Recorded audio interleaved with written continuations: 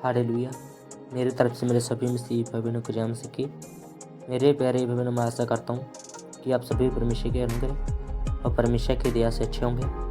मेरे प्यारे भाई बहनों, आज हम सभी बाइबल वचन में से डेविड एंड गोलियत की कहानी जानेंगे और कहानी को समझेंगे और कहानी के माध्यम से परमेश्वर के वचन में से प्रेरणा प्राप्त करेंगे, ताकि हम अपने जीवन में और भी ज़्यादा आगे बढ़ने पाएँ और जीवन में और परमेश्वर के वचन के प्रति सफलता प्राप्त करें। हम आज की कहानी का आरंभ करेंगे। मेरे प्यारे भाई बहनों, यह लोगों की दो जनजातियों की कहानी बताती है।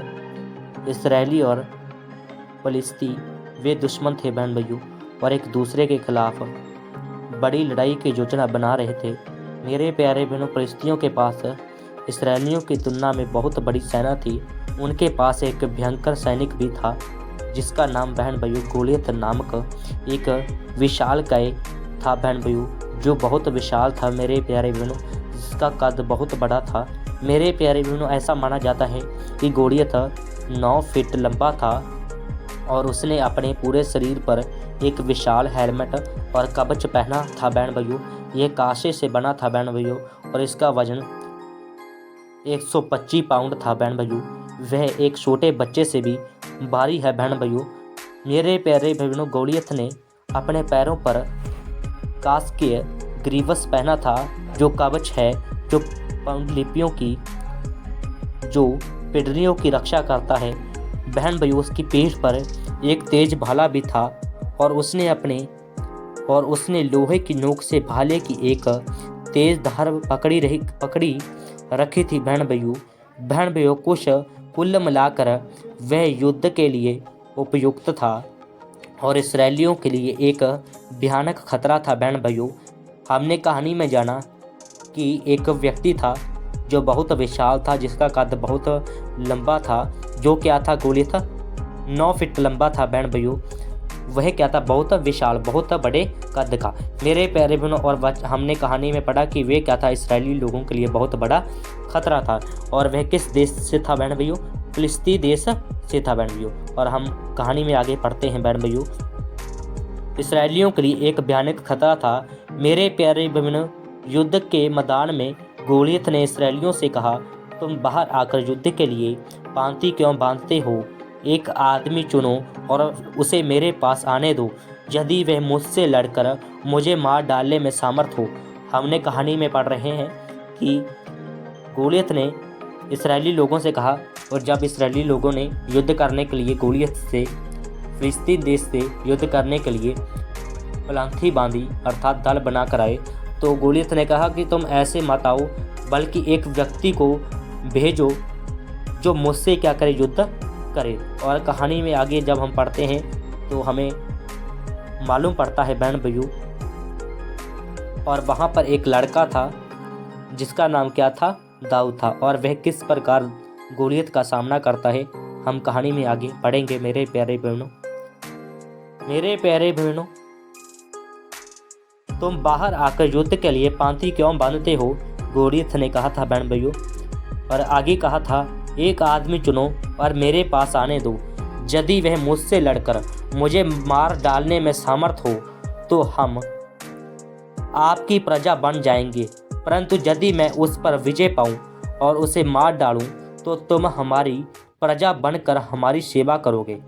मेरे प्यारे बहनों, गोलियत ने कहा कि यदि तुम्हारा भेजा गया व्यक्ति हमको हरा देता है, तो हम तुम्हारे देश की प्रजा बन जाएंगे और तुम्हारी सेवा करेंगे। लेकिन यदि वह व्यक्ति हार गया मुझसे युद्ध में, तो आप लोगों को क्या करना पड़ेगा? हमारी सेवा पर हमारे सामने हार माननी पड़ेगी। मेरे प्यारे बहनों, कहानी में आगे क्या होता है हम जानेंगे। हमारी प्रजा बनकर हमारी सेवा करोगे, मुझे एक आदमी दो और हमें एक दूसरे से लड़ने दो। मेरे प्यारे बहनों, 40 दिनों के लिए गोलियत इसराइलियों के पास गया और युद्ध के लिए प्रार्थना की।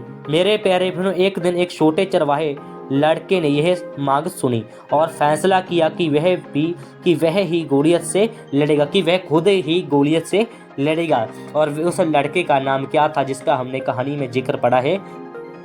डेविड। मेरे प्यारे बहनों यो यसी का पुत्र था। मेरे प्यारे बहनों कहानी में आगे क्या होता है हम जानेंगे। फैसला किया कि वह ही गोलियत से लड़ेगा। लड़के का नाम दाऊद था बहन भाइयों, और वह इसराइलियों में से एक था। मेरे प्यारे भाई बहनों, डेविड ने इसराइल के नेता राजा साउल से पूछा कि क्या वह गोलियत को चुनौती देने वाला हो सकता है। मेरे प्यारे भाई बहनों, साउल क्या प्रतिक्रिया करेगा उस छोटे लड़के दाऊद के फैसले को सुनकर कि वह गोलियत से लड़ना चाहता है, तो क्या प्रतिक्रिया करेगा और क्या फैसला सुनाएगा हम कहानी में आगे जानेंगे। मेरे प्यारे भाई बहनों, साउल सहमत था कि दाऊद गोलियत से लड़ सकता है और कहा जाओ और प्रभु तुम्हारे साथ रहेगा, कि यहोवा परमेश्वर तुम्हारे साथ रहेगा। मेरे प्यारे भाई बहनों कहानी में आगे जब राजा साउल ने दाऊद को अपना अंगरखा पहनाया, सुरक्षा के लिए उनके शरीर पर कवच डाला गया था और उनके सिर पर एक बड़ा हेलमेट लगाया गया था। मेरे प्यारे भाई बहनों, लेकिन डेविड इन चीज़ों को पहनने में सहज नहीं थे, क्योंकि मेरे प्यारे भाई बहनों वो अभी बच्चे थे। मेरे प्यारे भाई बहनों, डेविड ने कहा मैं इनमें नहीं जा सकता, क्योंकि मुझे इनकी आदत नहीं है। उसने भारी कवच उतार दिया, अपने कपड़े पहने और अपने चरवाहे की छड़ी उठाई। मेरे प्यारे भाई बहनों, इसके बाद डेविड पास की एक धारा के पास गया और अपने चरवाहे के थैले की थैली में 5 चिकने पत्थर रख दिए। फिर वह फिलिस्ती गोलियत की ओर चल दिया। मेरे प्यारे भाई बहनों, दाऊद को अपनी ओर आते देखकर गोलियत ने उससे कहा, उसका मजाक उड़ाने के लिए बहन भाई क्या कहा। गोलियत ने कहा दाऊद से, क्या मैं कुत्ता हूँ जो तू लाठी लेकर मेरे पास आता है। यहाँ आओ और मैं तुम्हारा मांस पंछियों और जंगली जानवरों को दे दूंगा। मेरे प्यारे भाई बहनों, यहाँ पर गोलियत क्या कर रहा है, दाऊद का मजाक उड़ा रहा है। लेकिन मेरे प्यारे भाई बहनों, दाऊद क्या था, अपने परमेश्वर, अपने इष्ट खुदा पर, परमेश्वर पर क्या था, भरोसा था। मेरे प्यारे बहनों कहानी में आगे क्या होता है हम जानेंगे।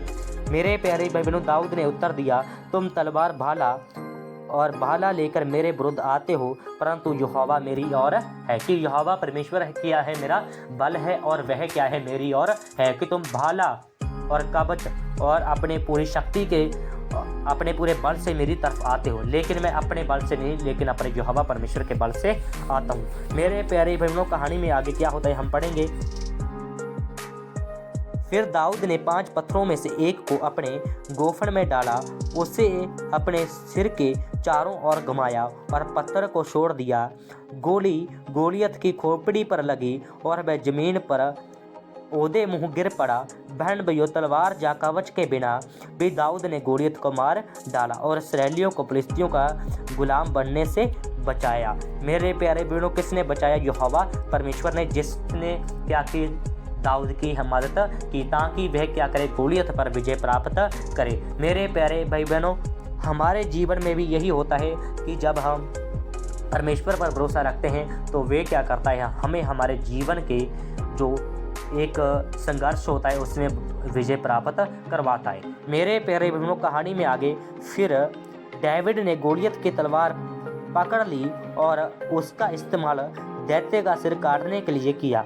मेरे प्यारे भाई बहनों, डेविड की जीत की जय जयकार करने से पहले इसराइली अविश्वास में हाँफने लगे। फिलिस्तियों को अपनी हार का एहसास हुआ और वे युद्ध के मैदान से भाग गए।